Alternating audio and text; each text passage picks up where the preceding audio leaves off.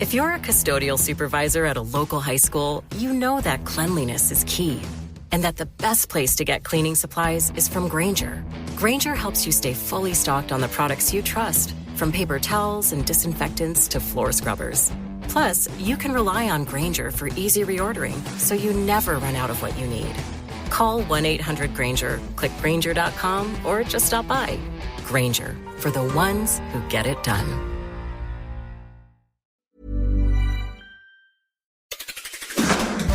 Seven things you don't really need to know, but probably should. I'm Jamie East, and this is the Sunday 7. Thank you, Evans, in for Jamie East this week. And on today's episode of the award-winning Sunday 7, we hear from Jamaica on the impact of Hurricane Melissa, find out what makes your brain foggy, and meet an endangered Mexican marine mammal. Plus, Will Guyatt, the Smart 7's resident tech guru, investigates new domestic robot Neo and tries to find out if Elon Musk is really worth $1 trillion to Tesla. If you're enjoying our episodes, please do like and follow us wherever you get your podcasts. We're here 7 days a week at 7 a.m. with the 7 biggest stories on the Smart 7 in association with Metro. Before we get started, though, it was on this day in 1988 that one of the world's first significant computer viruses hit thousands of computers across the United States. The worm had been created by Cornell University graduate Robert T. Morris, but he had no idea that it would replicate so quickly. He tried to send instructions on how to disable it, but the worm was so effective at clogging computers, nobody got the email. The Caribbean was hit hard this week by the full force of Category 4 Hurricane Melissa, with at least 70 deaths reported across Haiti and Jamaica. But with rescue efforts and salvage operations still underway, it's expected that that total will rise. With winds of over 185 miles per hour and huge volumes of rain, there has been flooding reported across Jamaica's southwestern coast, along with power cuts. Jamaica was hit hard, although Kingston, the capital, was spared serious damage, and the airport has been able to open to receive critical aid flights and to evacuate those in need of further care. The southwest of the island has been devastated, though, as Jamaican Prime Minister Andrew Holness told CNN immediately after the storm had passed. It is clear that wherever the eye of the hurricane hit, there would be devastating impacts. The reports that we have had so far would include damage to hospitals, significant damage to residential property, housing and commercial property as well, and damage to our road infrastructure. Communities across the island have been left without power and water, and coordinator of the Commonwealth Youth Climate Change Network, Chevaughn, told Sky News that it's been a frightening experience to find himself in the path of a record-breaking hurricane. Words cannot just...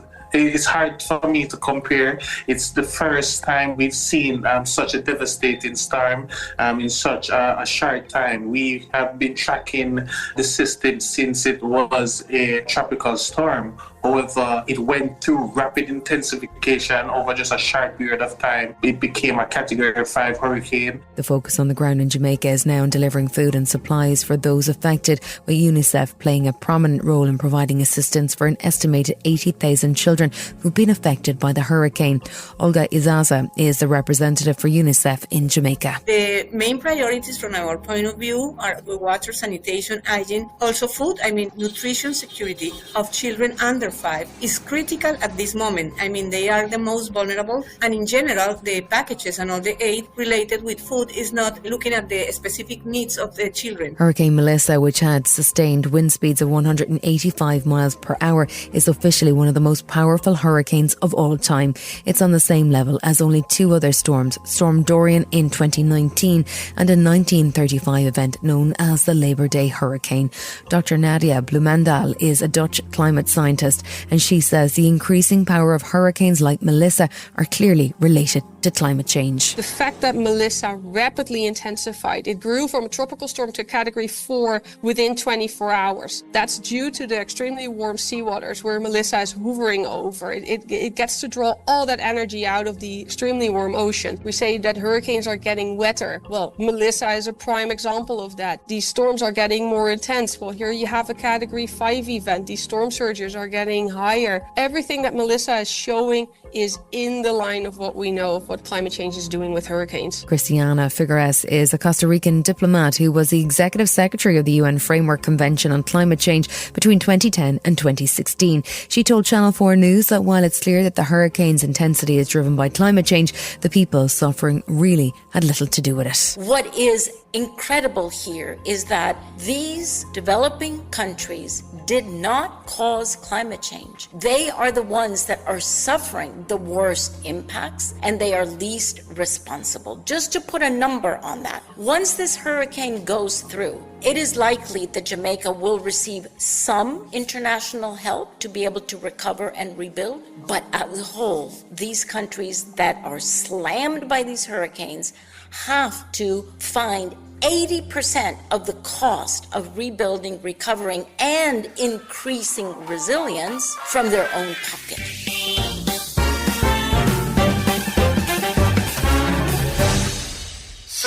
This week in the world of tech, there was much excitement about what looked like a new humanoid robot that is designed to help you around the home. But it seems all is not quite what it appears. When it comes to overhyped tech, there's only one man we trust to burst the bubble, and that's the Smart 7's tech guru, Will Guyatt.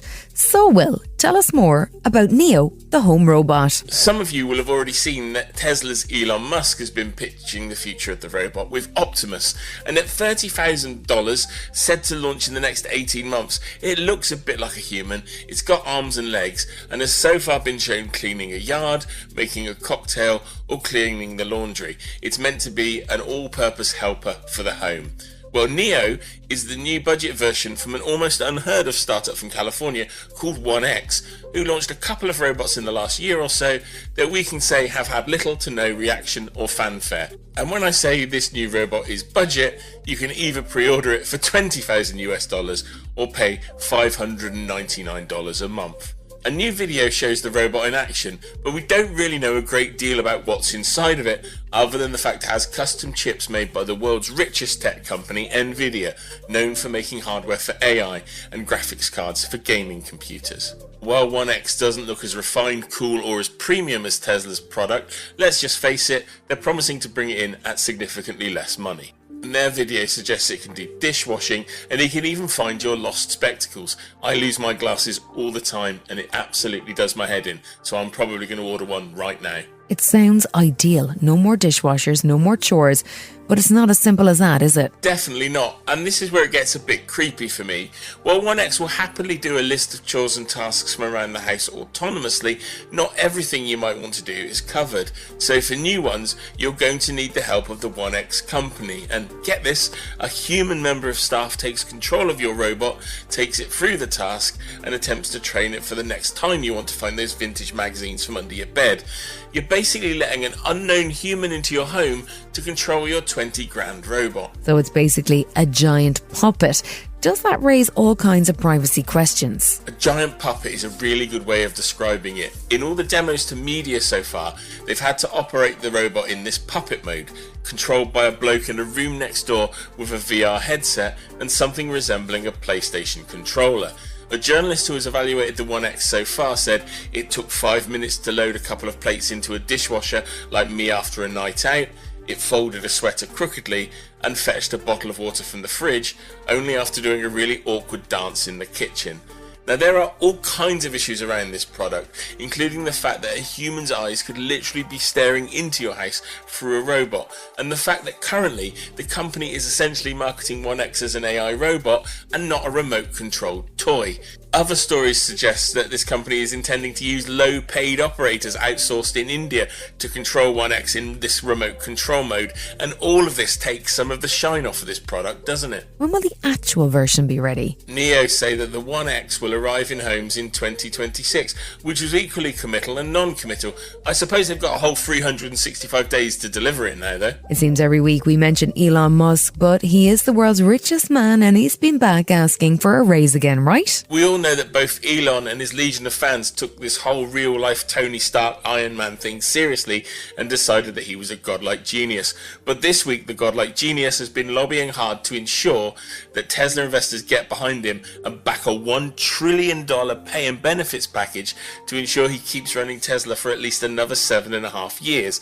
Now, if that demand wasn't saucy enough, the chair of Tesla's board, Robin Denholm, warned shareholders that Musk would leave if they didn't pay it, and that without, and I quote, proper incentive, Tesla risks losing his time, vision and talent, which apparently includes tweeting support for far-right activists, getting others to stream esports games on his behalf, and engaging in some well-documented ketamine use. Surely you could just hire $100 million CEOs instead. Is he worth that much to Tesla? One look at my bank balance would tell you that maths isn't my strong point, but I think you could actually hire a whole workforce of 10,000 people on $100 million salaries to replace him. But love him or hate him, Musk appears to be talismanic and also somebody all world leaders want to get time with. So he's undoubtedly a powerful person. And yeah, he probably is a genius of sorts, but he's also got an impeccable record of being in the right place at the right time for most of his businesses and hiring really strong people to work for him, and they only get an absolute fraction of the $1 trillion he's after.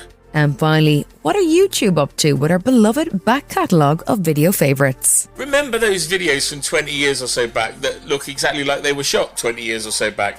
Those long lost videos of you unboxing your first iPhone back in 2007, or papping Simon Cowell outside a KFC? Well, they're now going to get an unexpected glow up if you've uploaded them to YouTube, because there's millions and millions of videos on the platform that came from a land before HD video.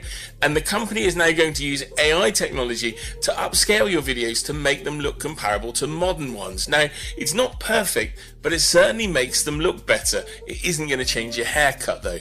And super resolution mode is rolling out right now, and YouTube say it will eventually turn your ancient videos into Ultra HD 4K and create pin sharp thumbnail images for YouTube search. I wonder if YouTube could use some AI to upscale my enthusiasm for this project. Still to come on the Sunday 7 in association with Metro Concern for Native Populations, and why a gallery might help relieve your stress.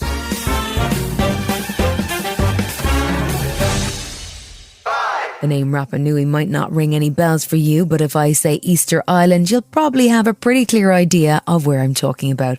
Rapa Nui, as the island is properly known, is one of the world's most remote inhabited islands located in the southeastern Pacific Ocean. The island is famous worldwide for its more than 1,000 stone statues, whose distinctive features have become a visual shorthand for Polynesian culture.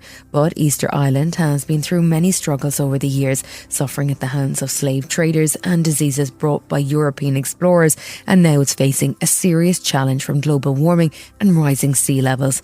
Estimates suggest that rising sea levels could threaten both the population and the famous statues by 2080. It's fighting back with a new focus on environmental sustainability and community, as local resident Mahani Teave explained to Al Jazeera's 101 East this week. She runs a music school on the island that's been made out of entirely recycled materials, including plastic bottles and cans, to represent a zero emissions aspiration. Imagine for a child to grow up and see the bottles as suddenly turned into these beautiful kind of things, and suddenly something clicks in you, like, wait, I am in a building that's made with bottles, that's made with tens of thousands of cans everywhere. It makes them think, maybe I should recycle. Campaign group Survival International have taken up the cause of Indigenous communities, warning that of the 200 or so isolated communities around the world, more than half are at risk of being wiped out in the next decade. Caroline Pearce is Executive Director of the campaign, and she spoke to BBC's Radio 4 this week. Uncontacted, isolated Indigenous peoples don't have immunity to the kind of common infections that we all experience, to cold, flu, measles, etc. So even exposure to someone with a cold can destroy a community, can and has killed 3/4, even more, of an isolated Indigenous people. And also contact is usually happening because it's hand in hand with some kind of seizing and exploitation of their land, mining, logging, clearing the land for cattle ranches and so on. And for peoples who are, if left to themselves, incredibly self-sufficient, can completely provide for themselves from their own forests, the loss of those forests, the loss of that land is absolutely devastating. It destroys their way of life and their ability to provide for themselves.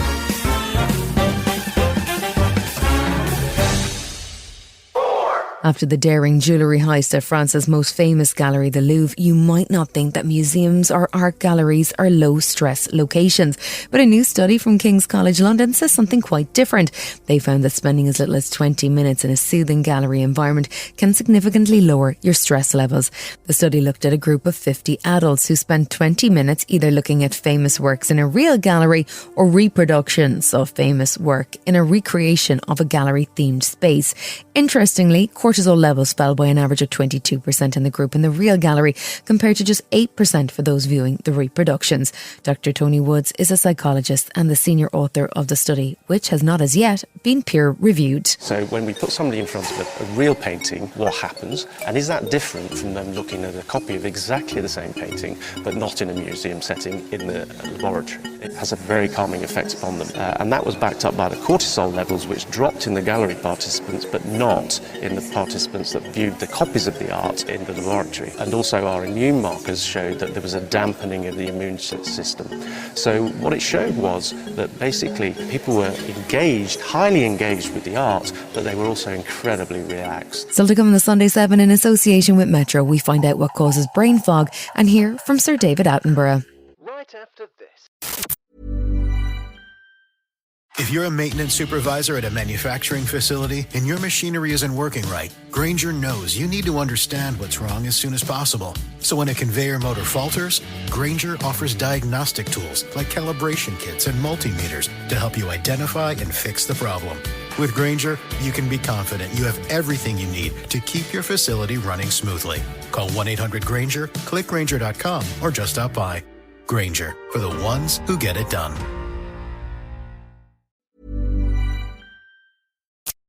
Welcome back.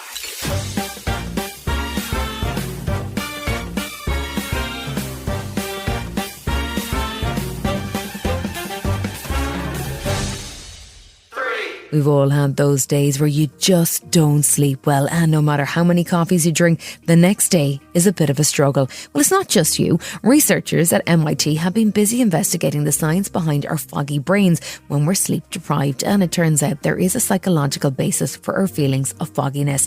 It's all to do with how your brain handles cerebrospinal fluid. Normally, when we sleep, the CSF washes away waste products that have built up in our brain during the day. It's important housekeeping, but if you haven't slept for long enough, the brain attempts to do the process while you're awake.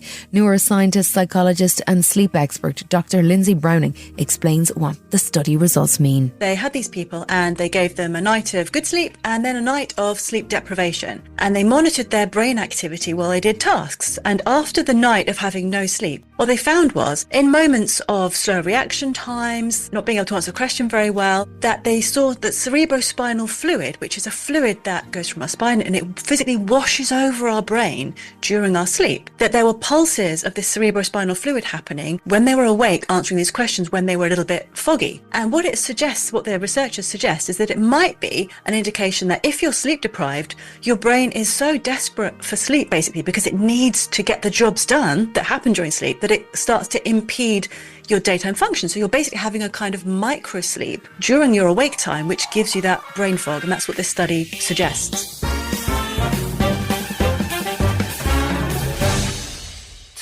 It's unusual that the sale of a piece of land would attract the interest of one of the UK's most famous wildlife activists, but the sale of Rapa Estate was front page news this week after Sir David Attenborough made a very public plea. The Rapa Estate is located in Northumberland and it's made up of about 15 square miles of land rich in nature. It's been in the Duke of Northumberland's family for about 700 years, but now it's up for sale and the National Wildlife Trust are looking for the public's help to buy it. Craig Bennett, CEO of the Wildlife Trust, says it's a unique opportunity. For us, as the Wildlife Trust, it's the biggest piece of land to come on the market in England for over 30 years. That's why it's such a unique opportunity. We've already raised some money. We set a target a year ago, £30 million, to try and fundraise for the acquisition and for setting up the initial management.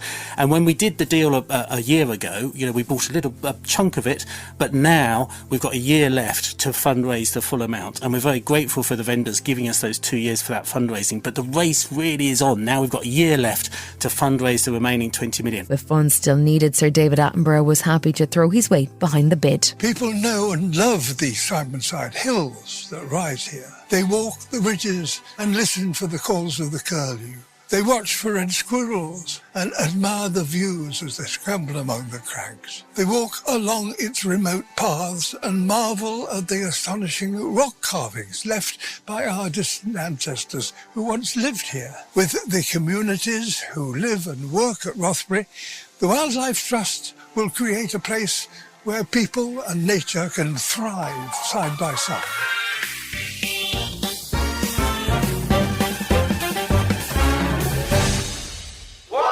One of the world's rarest marine mammals is the vaquita.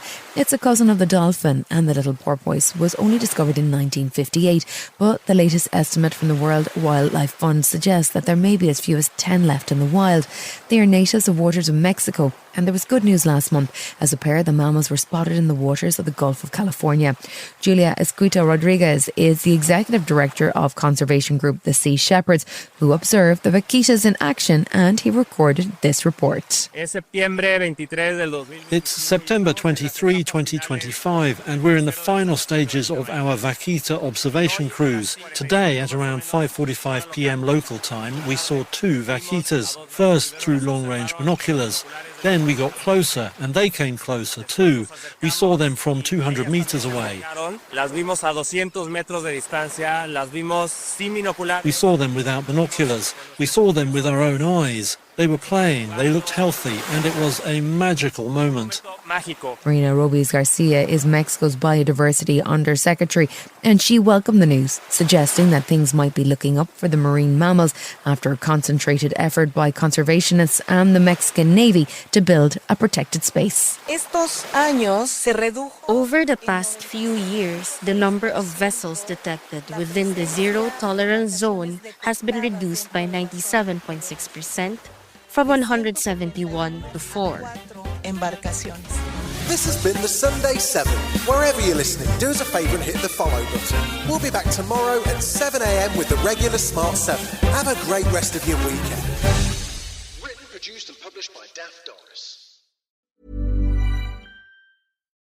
If you're a custodial supervisor at a local high school, you know that cleanliness is key. And that the best place to get cleaning supplies is from Grainger. Grainger helps you stay fully stocked on the products you trust, from paper towels and disinfectants to floor scrubbers. Plus, you can rely on Grainger for easy reordering, so you never run out of what you need. Call 1-800-GRAINGER, click Grainger.com, or just stop by. Grainger, for the ones who get it done.